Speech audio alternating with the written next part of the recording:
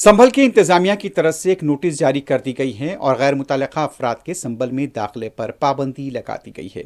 वाज़ेह है कि गुज़िश्ता रोज़ जिस तरह से संभल में फायरिंग के वाक़यात पेश आए थे, 3 लोगों की मौत हुई थी। इस बारे में इंतजामिया ने नोटिस जारी कर दी है और गैर मुतल्लका अफराद के संभल में दाखिले पर पाबंदी लगा दी गई है।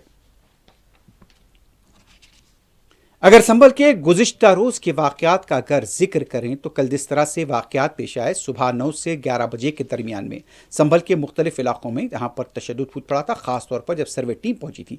उसके बाद यहाँ पर तशद्दुद के वाक़यात पेश आए थे। इस तशद्दुद के वाक़यात में जो इत्तला है कि बिलाल अंसार, नदीम और नोमान नामी यहाँ पर नौजवानों की मौत की इत्तला मिली है। अफराद ख़ानदान ज़ारो ख़तार रोते देखे गए और जिस तरह से हालात को अब वहाँ पर काबू में बताया जा रहा है, तो ये वो हालात थे संभल के जहाँ पर पुलिस की फायरिंग की गई और उसके बाद यहाँ पर कई गाड़ियों को भी यहाँ पर आग लगाए जाने की इत्तलात है। और अब तक की जो इत्तलात बताई जा रही है कि 3 नौजवान इसमें हलाक हुए हैं, बास की हालत नाजुक है और दर्जनों जख्मी बताए गए हैं। दूसरी तरफ संभल के मुख्तलिफ इलाकों पर जैसा कि इंतज़ामिया कहता है कि वहाँ पर संगबारी हुई थी और संगबारी के बाद यहाँ पर ट्रैक्टर से भरकर यहाँ पर लोग जिस तरह से मुकामी अमला यहाँ पर ईंटें और पत्थर जमा करता देखा गया।